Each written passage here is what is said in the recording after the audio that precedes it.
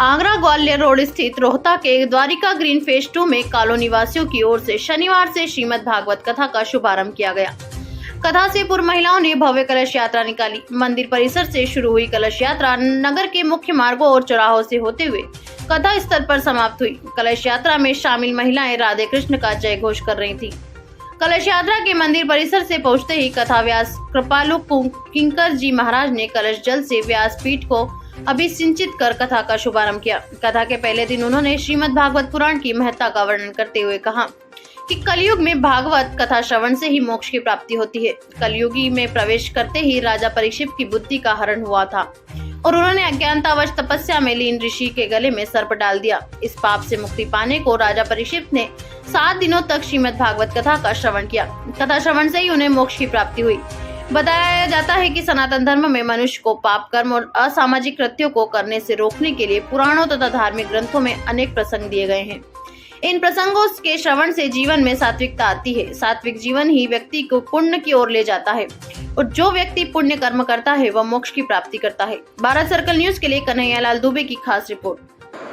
भागवत कथा जब हम शब्द प्रयोग करते हैं तो इसमें जो भागवत शब्द है इसका अर्थ है जो भगवान के भक्त हैं उनकी कथा है ये। तो जिन्होंने भगवान की भक्ति की है और उन्होंने भगवान की कृपा प्राप्त की है उनको भगवान के साथ जोड़ करके भगवान और भगवान के भक्त इनकी कथा को हम भागवत कथा कहते हैं।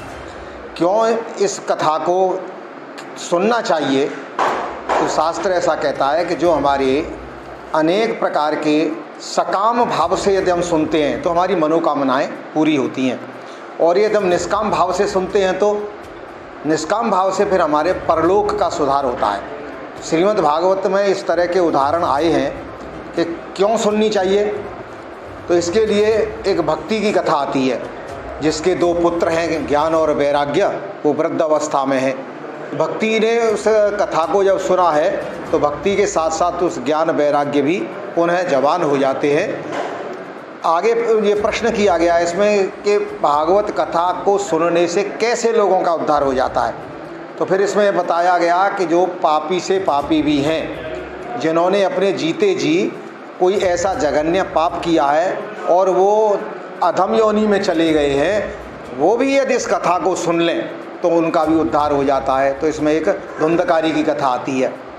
धुंधकारी की कथा का मतलब ही ये है कि उसने अपने माता के साथ, अपने पिता के साथ ऐसा दुर्व्यवहार किया है तो वो प्रेत योनि में चला गया है। लेकिन जब उसको प्रेत योनि में ये आभास हुआ है कि अब मेरा उद्धार कैसे होगा, तब वो भागवत कथा सुनता है, फिर उसका भी उद्धार हो जाता है।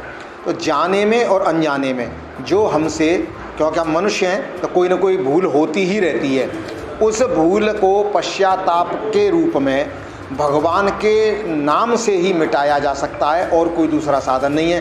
तो जो किसी रास्ते पर गलत पर चला गया है, लौट करके वो पुनः और मूल अपने रास्ते पर आ जाता है। मूल मतलब अपने स्वभाव में आ जाता है। स्वभाव हमारा क्या है?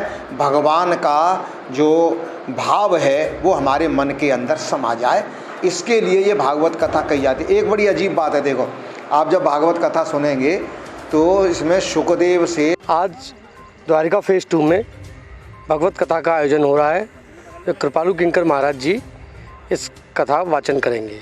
समय क्या रहेगा? आज समय 1 बजे से यहाँ कथा का शुरुआत हो जाएगी, जिसमें हम मुख्य अतिथि के तौर पे आदरणीय फतेहपुर सीकरी सांसद राजकुमार चार जी यहाँ आ रहे हैं।